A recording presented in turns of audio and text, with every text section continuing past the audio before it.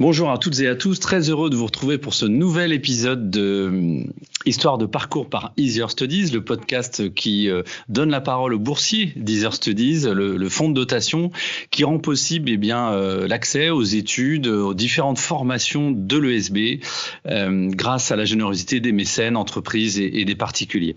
Je suis très heureux aujourd'hui parce qu'on va passer quelques minutes avec un élève apprenti en cursus ingénieur qui a décidé de franchir les frontières de la France pour aller faire son stage à l'étranger. Bonjour Louis. Bonjour. Comment tu vas ? Ça va très bien. Je suis actuellement en Suède pour mon stage de première année. Alors comment on dit bonjour en suédois ? On dit hej.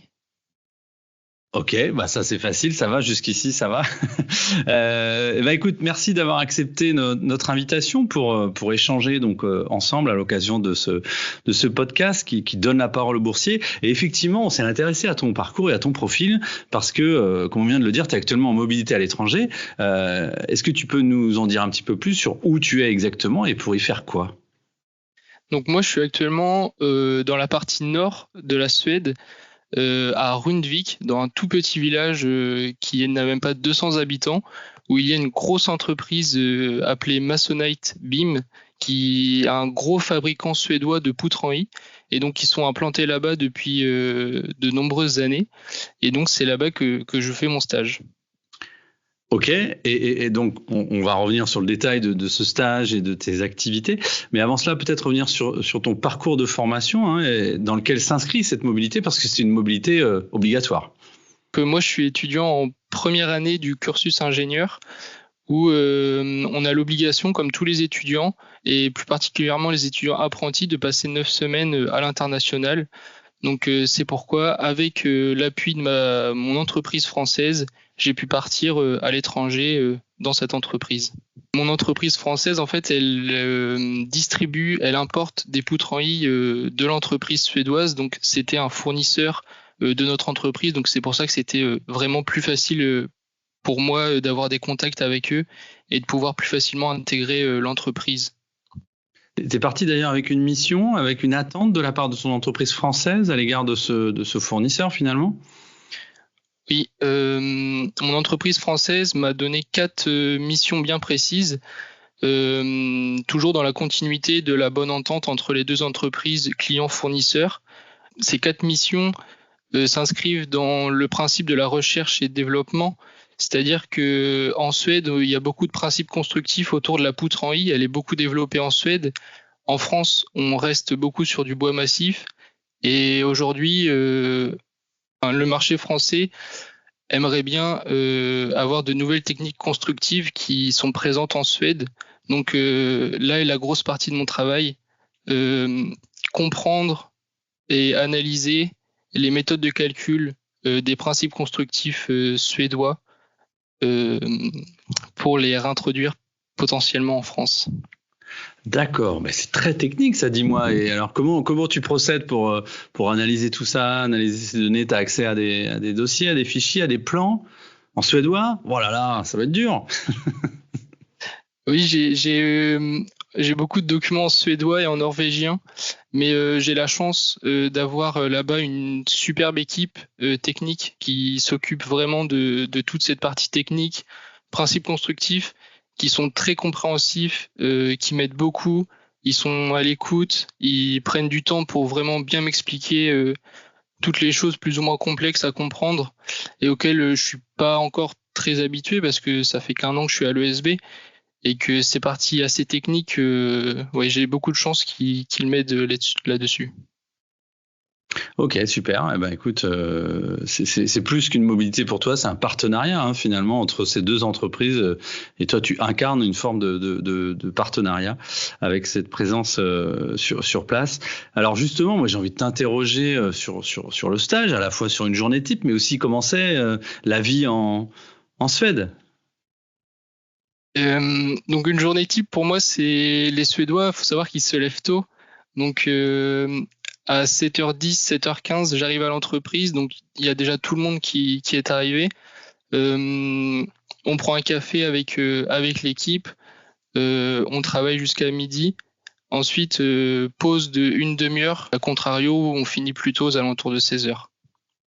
D'accord. Et alors ça donne l'occasion de faire autre chose à la fin de la journée, d'autant qu'en ce moment, j'imagine, dans le nord de l'Europe, les journées sont très très longues, les nuits très très courtes. Oui, c'est vrai que en ce moment, il fait pas nuit du tout en Suède, donc c'est vrai que si on est assez seul, les soirées peuvent vite paraître longues, donc c'est pour ça que j'ai aussi de la chance d'avoir une équipe qui m'accompagne même en dehors du travail. C'est-à-dire que souvent on va faire du sport ensemble ou on se rejoint pour partager des moments après le travail. Ah, ça, c'est sympa. Alors, on dit qu'on enregistre ce podcast aujourd'hui le 16 juillet 2025, donc c'est pour ça qu'on parle de journée d'été. On est en plein cœur de l'été et que les journées, donc effectivement, en Suède sont très longues. Pas du tout de minutes d'obscurité. Tu disais, il fait jour tout le temps. Non, zéro. Franchement, ça m'a fait ça m'a fait drôle le premier jour où je suis arrivé. Je m'étais même pas renseigné savoir s'il faisait nuit ou pas. Et ouais, quelques difficultés à dormir les premiers jours. Bah oui, c'est ça, parce que ton corps, lui, quand il fait jour, t'as pas envie de dormir, quoi. Au début, t'as dû avoir du mal à t'adapter. Ouais. Ok, donc tu nous as décrit une journée type, en tout cas au niveau des horaires. Maintenant, dans les relations avec tes collègues, avec tes supérieurs, d'ailleurs, est-ce que le terme supérieur on l'utilise en Suède? Ça m'intéresse que tu partages avec nous, Louis, ton regard sur le management à la suédoise. Est-ce que tu as perçu des différences, toi qui es apprenti, donc qui vis aussi le quotidien d'une entreprise en France? Tu peux comparer? Un très gros constat que je fais dans une entreprise suédoise, et d'ailleurs pas que dans celle où j'évolue actuellement en Suède, parce que je suis allé en visiter d'autres aussi par le biais de mon stage en Suède. Mais un constat que je fais dans les entreprises, c'est qu'il y a beaucoup moins de stress qu'en France. C'est-à-dire que le personnel est beaucoup plus décontracté, que ce soit les ouvriers ou les personnes travaillant dans les bureaux. Ils ont beaucoup moins de stress, j'ai l'impression, parce qu'ils évoluent dans un cadre avec très peu de pression. Tu peux nous donner des exemples de ce cadre favorable? Qu'est-ce que tu as observé dans les entreprises, soit en termes d'infrastructure ou en termes d'organisation du travail qui facilite cette décontraction dont tu parles? Eh bien, il y a beaucoup de télétravail. Ce qu'il faut savoir aussi, c'est qu'il y a beaucoup d'entreprises qui sont récentes avec beaucoup de moyens. Donc, c'est-à-dire qu'ils ont des open space énormes avec du matériel de qualité qui fonctionne très bien. Tout est là pour le confort des employés. Il y a des canapés, il y a des machines à café haut de gamme. Là, dans l'entreprise dans laquelle je suis, on a une grande verrière avec vue sur la mer pour les pauses café, par exemple. Donc, je pense que c'est un cadre de travail qui pousse les gens ou les travailleurs à ressentir moins de pression.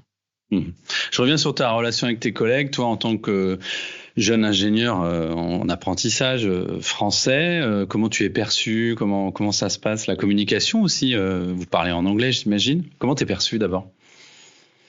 Je suis perçu comme le petit Français qui boit du vin à 7 ans et à qui on donne du vin rouge à la cantine dès le plus jeune âge.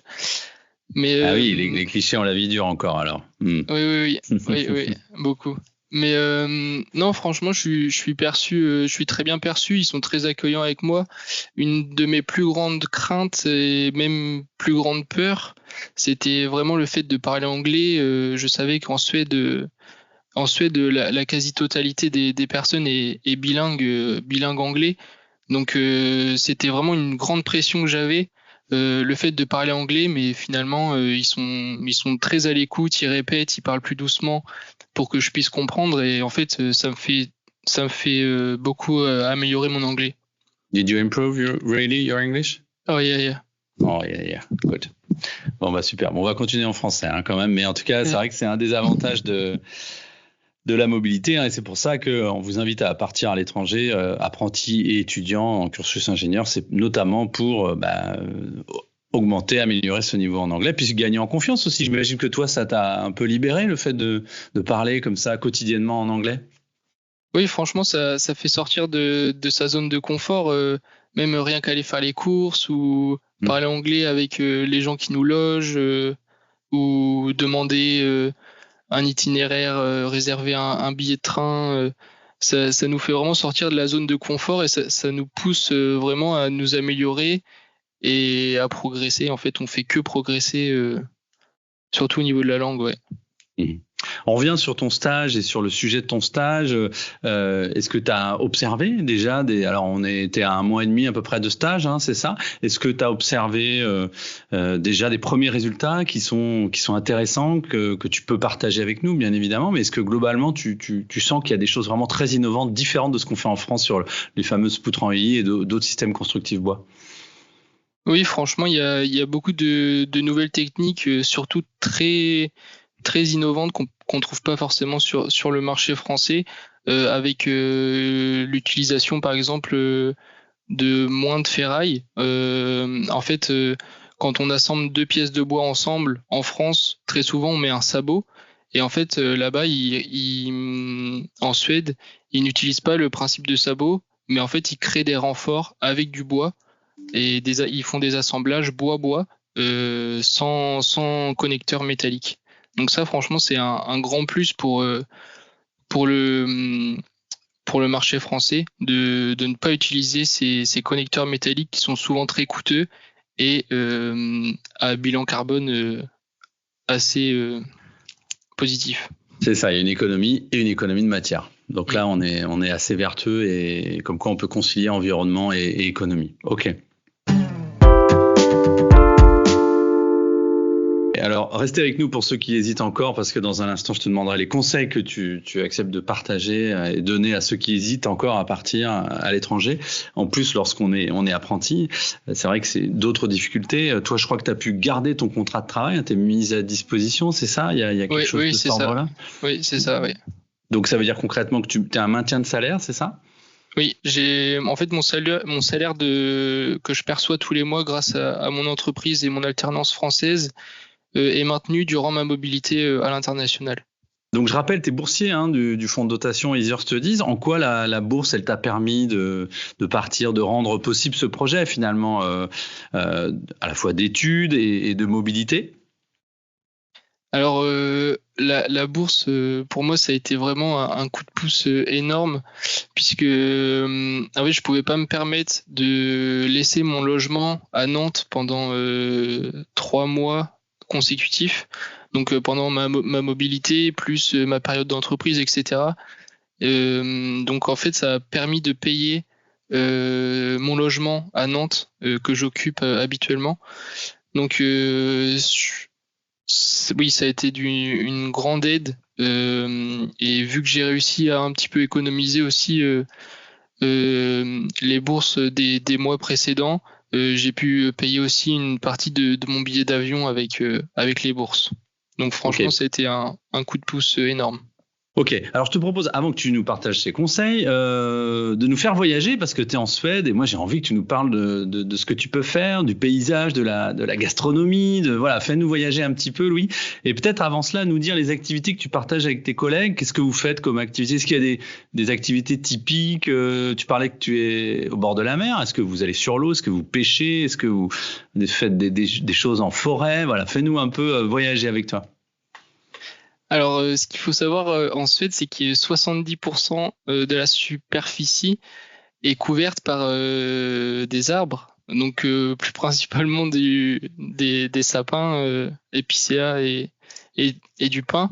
Donc, il y a beaucoup d'animaux sauvages qu'il n'y a pas en France. Donc ça, déjà, c'est assez différent de la France.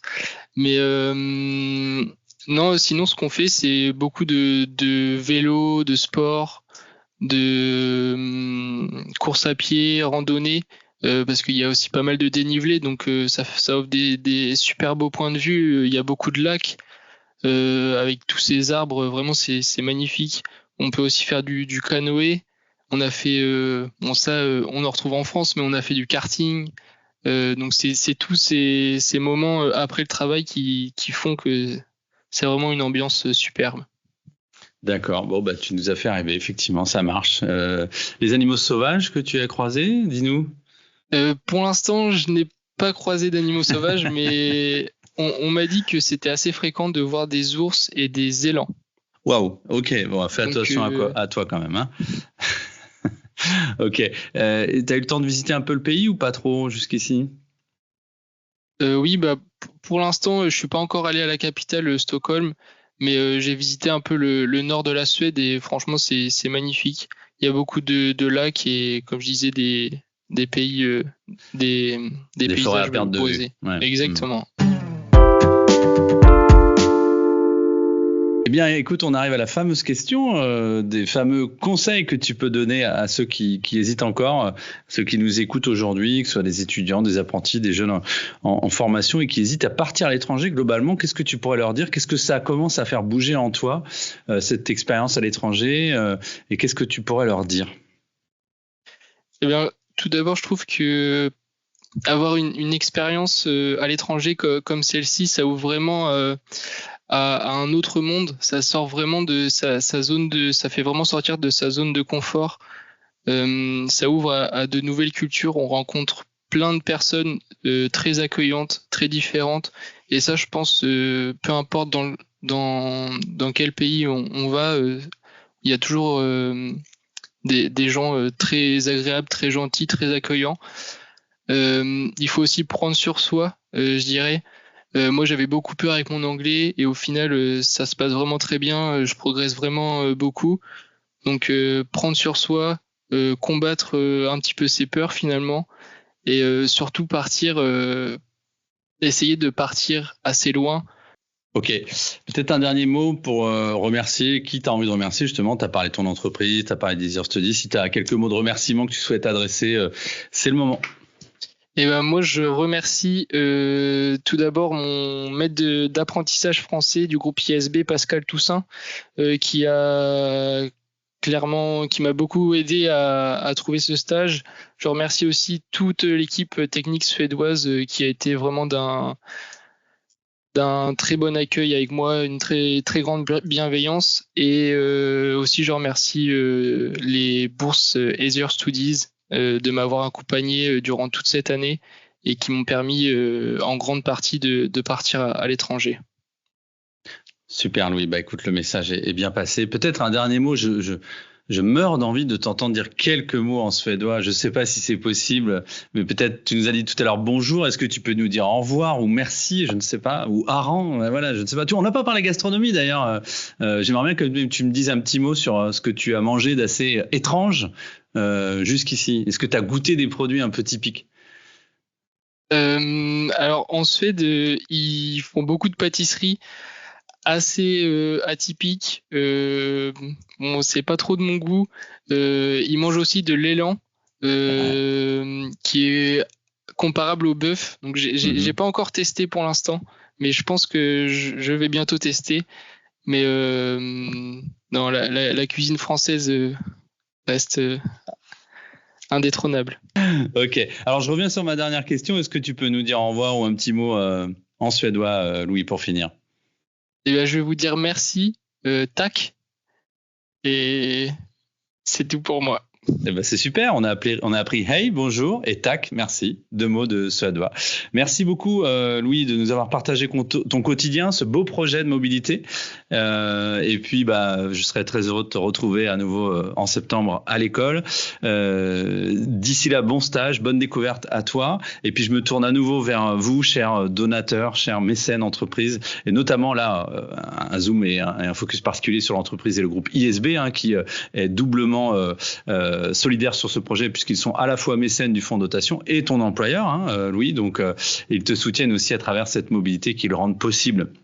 Donc merci à chacun, à chacune d'entre vous de rendre possible, grâce à votre solidarité, ces beaux projets d'étudiants dont on vient d'entendre un extrait à travers Louis Vorabour, donc qui est apprenti ingénieur en mobilité en Suède actuellement. Je vous dis à très bientôt pour un prochain épisode d'Histoire de parcours par Easier Studies. Portez-vous bien.